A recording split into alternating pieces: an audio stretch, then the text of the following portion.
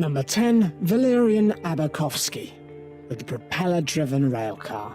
Valeriy Avakov designed a propeller-driven railcar to transport officials quickly across the Soviet Union. Although the country's large landmass gave credence to this invention, during 1921, on its return voyage to Moscow, the railcar derailed, killing everyone on board, inventor included. Whoops. Number 9. Karol Susac with the shock-absorbing barrel. Canadian professional stuntman Karol Susac invented a shock-absorbing capsule and rode it down the Niagara Falls like you do. Although he suffered injuries, he did survive on that particular occasion.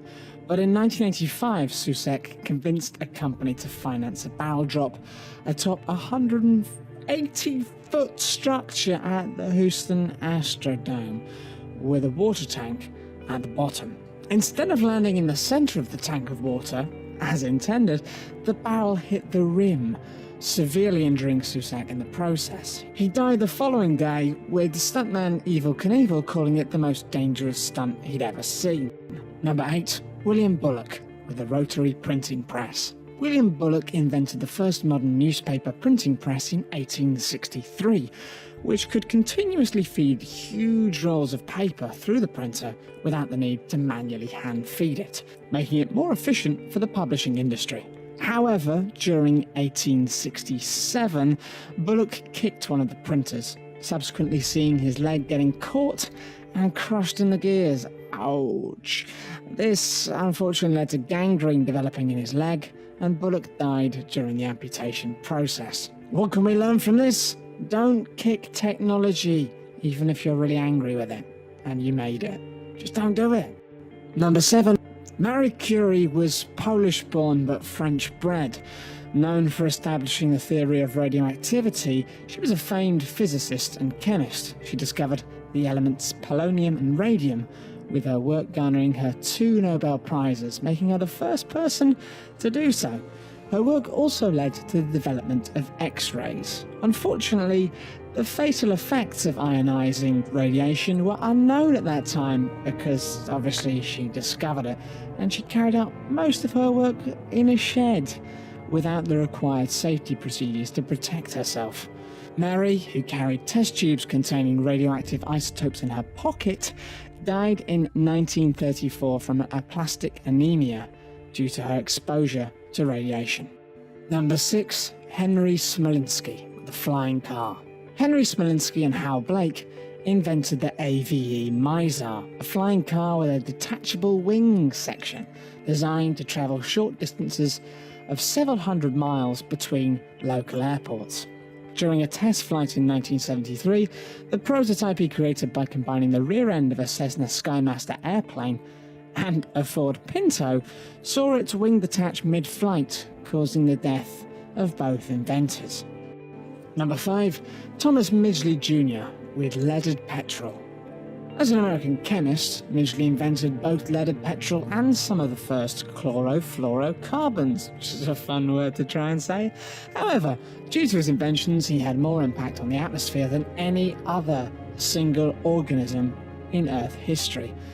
And he's probably also the one human responsible for more deaths than any other in history. So, great work, Tom. Anyway, to prove the fuel was safe, he poured leaded gasoline all over his hands and sniffed from a flask for 60 seconds during a press conference. But he didn't die from lead poisoning, though, because after contracting polio and lead poisoning, obviously from doing all that stuff with petrol, he was left disabled in his bed, leading him to create a series of pulleys and ropes in order to lift himself from the bed. And he died, unfortunately, after being strangled by one of his pulleys, aged 55. Number 4. Franz Reichelt with the parachute suit. The parachute suit. That sounds nice, doesn't it? Anyway, known as the Flying Tailor, Reichelt created a suit for aviators that would convert into a parachute, allowing them to survive a fall from a plane. After test experiments with dummies from the 5th floor of his apartment building proved successful, he decided it was time to take the plunge himself. Jumping off the Eiffel Tower was not the best idea because unfortunately his parachute failed to deploy, leading him crashing into the ground, killing him immediately upon impact. Don't jump off the Eiffel Tower. Come on, guys. It's not rocket science. Number 3. Sieur Freminet with the rebreathing device. In 1772, this Frenchman invented a rebreathing device for scuba diving that recycled the exhaled air from the inside of the barrel, making it the first self-contained air device. His creation was poorly designed though, with the inventor passing away from the lack of oxygen after being down there with his device for 20 minutes.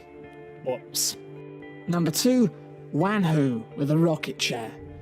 Chinese legend has it that Wan Hu, a 16th century government official during the Ming dynasty, attempted to go to the moon by using a chair that he designed that featured 47 rockets.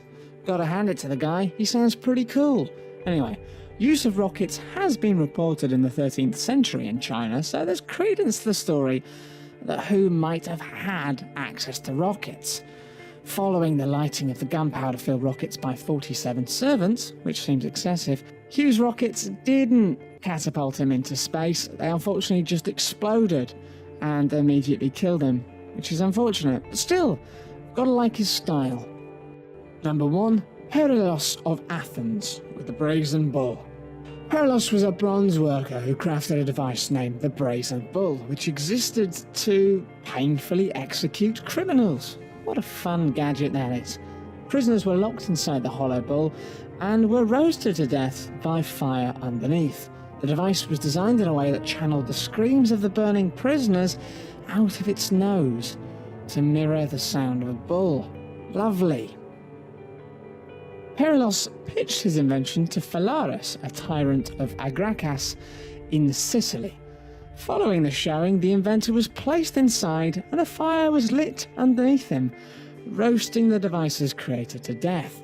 Theories suggest he was taken out and chucked off a cliff, but either way, the bull played its part in Perilos' demise. I guess, if you do create a sadistic death machine, there's a chance that people might not like that, and it could backfire. So, if you're currently working on such a device at home right now, maybe rethink it.